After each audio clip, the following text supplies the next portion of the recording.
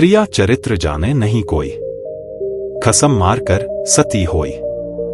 यह कहावत कोई ऐसे ही नहीं बनी है, इसके पीछे एक लंबी कहानी है। इस कहावत का अर्थ है कि स्त्री का चरित्र एक अबूझ पहेली है, उसे कोई नहीं जान सकता है। वह जलेबी की तरह जटिल व्यक्तित्व की स्वामिनी है, जो उल्टा होते हुए भी सती सावित्री दिखने का प्रयास करती है। वह अपने पति को मारकर सती होने का स्वांग रच लेती है। पर ऐसा चरित्र समस्त स्त्रियों का हो, यह जरूरी नहीं है। कुछ स्त्रियां ही ऐसे चरित्र की मालकिन होती हैं, समस्त नहीं। आओ आज एक कहानी सुनते हैं। सिंहपुर नामक एक राज्य था, जहां पर विलासराय नामक राजा राज्य करता था। राजा का जैसा नाम वैसे ही उसके गुण थे, अर्थात वह एक विलासी राजा था। पूरे राज्य में स्वच्छंदता का बोलबाला था। न केवल पुरुषों अपितु स्त्रियों का भी हद दर्जे तक चारित्रिक पतन हो गया था। विवाहेतर संबंध कायम करना एक आम बात थी उस राज्य में। उस राज्य में सुधर्मा नामक एक लकड़हारा रहता था। उसकी पत्नी का नाम सुलक्षणा था। सुधर्मा सुबह सुबह लकड़ी काटने वन में चला जाया करता था और देर शाम तक वापस लौटता था। दिन भर घर में सुलक्षणा अकेली रहती थी और बोर होती थी। सुलक्षणा अतीव सुंदर स्त्री थी और आत्ममुग्धा नायिका की तरह अपने रूप यौवन को आईने में देख देख कर हर्षित होती रहती थी। शाम को सुधर्मा थका हारा आता था और खाना खाकर जल्दी ही सो जाया करता था। सुलक्षणा घर का काम निपटा कर और सज संवर कर जब तक सेज पर आती थी, तब तक सुधर्मा खर्राटों की दुनिया में सैर करने चला जाता था। बेचारी सुलक्षणा मन मसोस कर सेज पर तड़पती रह जाती थी। उसका अतृप्त यौवन खून के आंसू रोने लगता था। घर गृहस्थी का सारा सामान सुलक्षणा ही लाती थी। एक दिन सेठ कहीं गया हुआ था और उसकी दुकान पर उसका नौजवान पुत्र चिंतामणि बैठा था। वह सुंदर तथा बलिष्ठ था। सुलक्षणा उसकी जवानी पर फिदा हो गई। सेठ के बेटे चिंतामणि ने भी सुलक्षणा जैसी सुंदर और सुडौल स्त्री पहली बार देखी थी, इसलिए वह भी सुलक्षणा की ओर आकर्षित हो गया। दो जवां प्यासे दिल मिल गए तो अब बदन मिलना भी आवश्यक हो गया था। चिंतामणि ने एक मिलन स्थल भी खोज लिया था। सुलक्षणा रोजाना सुधर्मा के सो जाने पर चिंतामणि से मिलने जाने लगी और वह सुबह होने से पहले वापस आ जाती थी। सुलक्षणा और चिंतामणि की रंगरेलियां बेरोक टोक चलने लगी। एक दिन सुधर्मा जंगल में लकड़ी काटने गया तो उसने देखा कि एक साधु बेहोश पड़ा है। सुधर्मा ने उस साधु पर ठंडे जल के कुछ छींटे मारे तो साधु ने आंखें खोल दी। सुधर्मा ने साधु को बैठाया और ठंडा जल पिलाया तो उसमें कुछ जान आई। थोड़ी देर बाद उसे खाना भी खिलाया तो उसके बदन में थोड़ी ताजगी आ गई और वह चहलकदमी करने लग गया। सुधर्मा ने उस साधु से आग्रह किया कि कुछ दिन वह उसका आतिथ्य स्वीकार करे। सुधर्मा के आग्रह को साधु महाराज टाल नहीं सके और शाम को वे साधु महाराज सुधर्मा के साथ उसके घर आ गए। साधु को देखकर सुलक्षणा के तन बदन में आग लग गई। उसे लगा कि अब उसकी चोरी पकड़ी जा सकती है, इसलिए वह साधु को घर में नहीं रखने की जिद पर अड़ गई। सुधर्मा ने उसके सामने समर्पण करते हुए कह दिया कि साधु महाराज बस 1-2 दिन ही रहेंगे। इस पर सुलक्षणा राजी हो गई। रात में सबने खाना खाया और साधु के लिए आंगन में चारपाई बिछा दी। सुधर्मा खाना खाने के तुरंत बाद ही सो गया था, लेकिन सुलक्षणा की आंखों में नींद कहाँ थी, वहां तो चिंतामणि की सूरत बसी हुई थी। उसका मन उड़कर चिंतामणि के पास चला गया था, मगर बदन तो सुधर्मा के घर में ही पड़ा था। यौवन को मन से ज्यादा तन की जरूरत होती है। सुलक्षणा को अपना बदन जलता हुआ महसूस होने लगा। उस आग बुझाने के लिए उसे चिंतामणि के सागर की आवश्यकता थी। सुलक्षणा उठी और उसने देखा कि सुधर्मा खर्राटे ले रहा है। तब वह साधु के पास गई। साधु भी चुपचाप लेटा था। सुलक्षणा ने उसे सोता हुआ जाना और फिर वह बन संवर कर चिंतामणि से मिलने के लिए चल दी।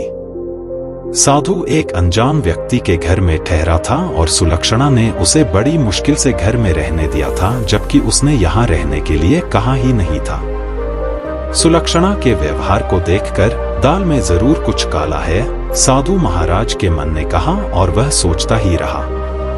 इसलिए उसे नींद नहीं आई और उन दोनों के क्रियाकलाप देखता रहा।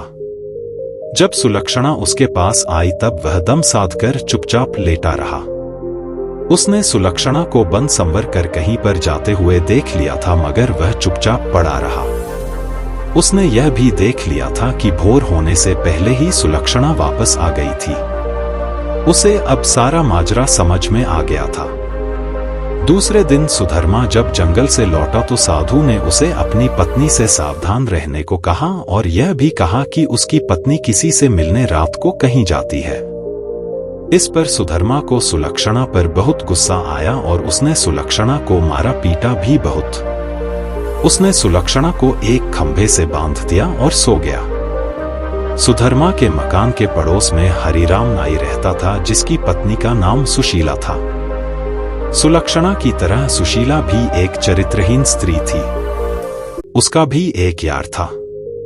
चूंकि दोनों एक ही नाव पर सवार थीं, इसलिए दोनों घनिष्ठ सहेली बन गई थीं।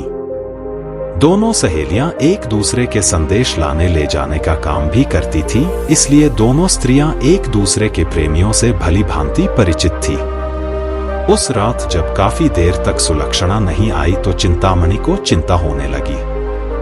वह भागा भागा सुशीला के पास आया और सुलक्षणा को बुला लाने के लिए सुशीला से कहने लगा।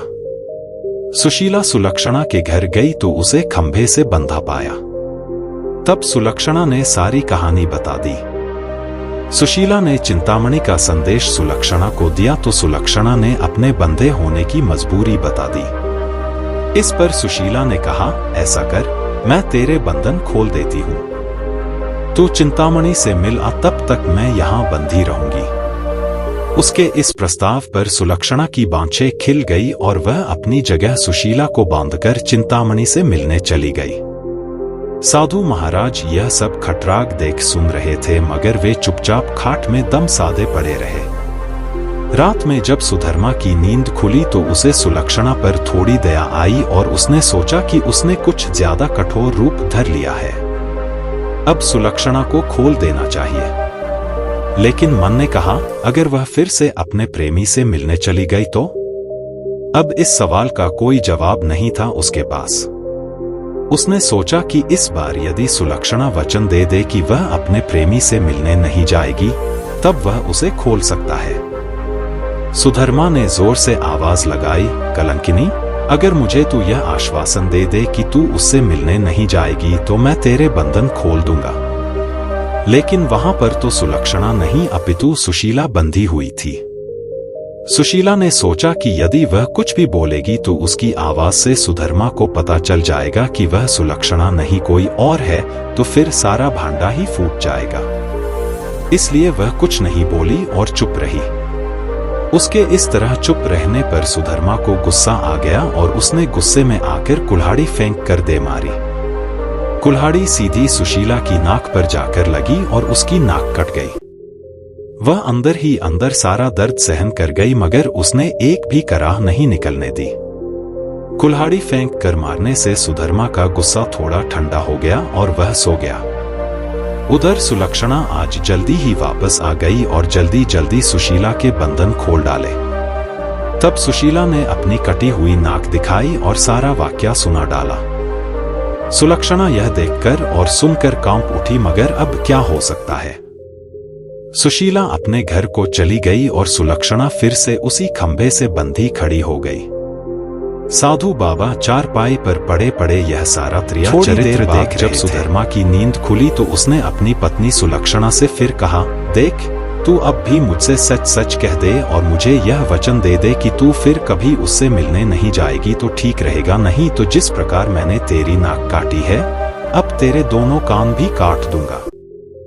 फिर तू नकटी और बूची हो जाएगी, तब तेरा घर से निकलना ही मुश्किल हो जाएगा। इन शब्दों को सुनकर सुलक्षणा के षड्यंत्रकारी दिमाग में एक युक्ति सूझी। उसे पता था कि नाक उसकी नहीं सुशीला की कटी है और इस बात का पता सुधर्मा को नहीं है। अत इस नासमझी का फायदा उठाना चाहिए। तब उसने त्रिया चरित्र दिखलाते हुए नाटक करना शुरू कर दिया और जोर जोर से रोना शुरू कर दिया। रोते रोते बोली, तुम मर्द लोग बड़े बेरहम होते हो। अपनी पत्नी पर झूठा इल्जाम लगाकर उसकी नाक काट देते हो। मैं कोई कुलटा स्त्री नहीं हूं जैसा कि तुमने मुझ पर आरोप लगाया था। मैं एक पतिव्रता स्त्री हूं और मैं आज तुम्हें यह सिद्ध करके दिखा दूंगी कि मैं कितनी सती, नेक और पतिव्रता हूं।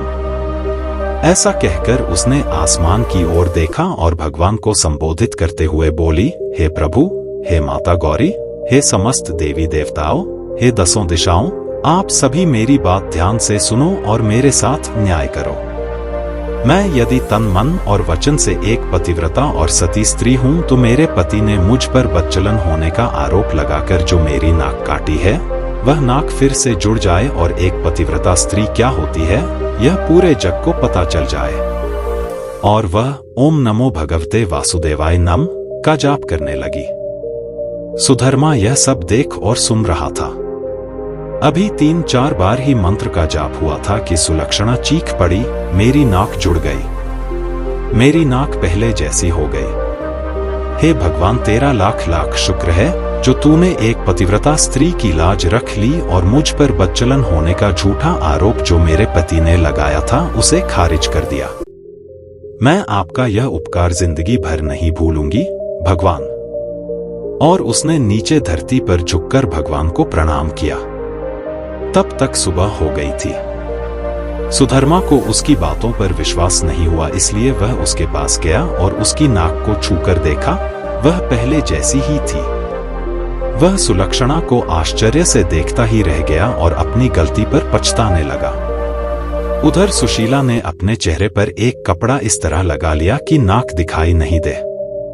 सुबह होने पर नाई हरिराम अपनी दुकान जाने लगा तो उसने अपनी पेटी संभाली। उसमें एक बड़ा वाला उस्तरा नहीं था। उसने सुशीला से कहा कि बड़ा वाला उस्तरा ला दे। सुशीला नाक कटने से चिड़ी हुई सी थी तो उसने हरिराम की तरफ एक चाकू फेंक दिया और कहा, ले, यह ले तेरा बड़ा वाला उस्तरा। बड़े वाले उस्तरे की जगह चाकू देखकर हरिराम का पारा 7वें आसमान पर चढ़ गया। उसने अपनी पेटी खोली और एक छोटा उस्तरा निकाला और उसे सुशीला की ओर फेंक कर मारा। सुशीला की चाल कामयाब हो गई। वह यही तो चाहती थी। उसने उस्तरा हाथ में पकड़ा और जोर जोर से चिल्लाने लगी, अरे मेरी नाक काट दी, हाय मेरी नाक काट दी। उसकी आवाज सुनकर अड़ोसी पड़ोसी आ गए और वहां भीड़ लग गई। लोगों ने देखा कि सुशीला की नाक कटी हुई है और उसके हाथ में एक छोटा उस्तरा है। सुशीला कहे जा रही थी कि उसके पति ने उसे बदचलन बताकर बेवजह ही उसकी नाक इस उस्तरे से काट दी है। लोगों ने सुशीला की बात सही मान ली और हरिराम नाई की खूब धुनाई कर दी। इतनी देर में राजा के सिपाही आ गए और हरिराम नाई को पकड़कर ले गए। राजा की अदालत में मुकदमा चला।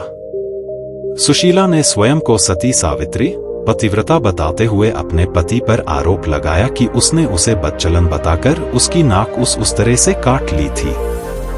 उस्तरा भी था और सुशीला की नाक भी कटी हुई थी। एक पत्नी अपने पति पर मिथ्या आरोप क्यों लगाएगी? अत राजा ने हरिराम नाई को दोषी मानते हुए उसे मृत्युदंड सुना दिया। इस मृत्युदंड की चर्चा पूरे राज्य में फैल गई। सुधर्मा के घर में ठहरे हुए साधु महाराज ने भी जब हरिराम नाई को मृत्युदंड की बात सुनी तब वह विचलित हो गया। उसे दोनों स्त्रियों के त्रिया चरित्र का संपूर्ण ज्ञान था, जिसकी चपेट में एक निर्दोष व्यक्ति हरिराम नाई आ रहा था और अपनी जान से हाथ धो रहा था। तब वह राजा के पास गया और संपूर्ण घटनाक्रम राजा को कह सुनाया। राजा ने सुधर्मा और सुलक्षणा को दरबार में बुलवाया और कड़क कर सारी बातें सच सच बताने के लिए कहा। तब सुलक्षणा और सुशीला ने सारी बातें सच सच बता दी और अपने स्वांग को भी बता दिया। अब मामला पूरी तरह से साफ हो चुका था। दोनों स्त्रियों का अपराध सामने आ गया था और हरिराम नाई निर्दोष सिद्ध हो गया था। इस षड्यंत्र के लिए दोनों कुलटाओं को भीषण दंड दिया जाना था, लेकिन स्त्री, बालक और साधु को मृत्युदंड नहीं दिया जा सकता है। इस शास्त्रीय विधान के अनुसार दोनों स्त्रियों के नाक कान काटकर उन्हें छोड़ दिया गया। इस पूरे वृतांत को देखकर साधु महाराज बोल पड़े, त्रिया चरित्र जाने नहीं कोई, कसम मारकर सती होई। दोस्तों, आशा करता हूं कि आपको यह कहानी पसंद आई होगी। कहानी पसंद आई हो तो वीडियो को लाइक करें और चैनल को सब्सक्राइब करें। इस कहानी को अपने दोस्तों तथा सगे संबंधियों के साथ भी शेयर करें। जल्दी मिलते हैं किसी नई कहानी में।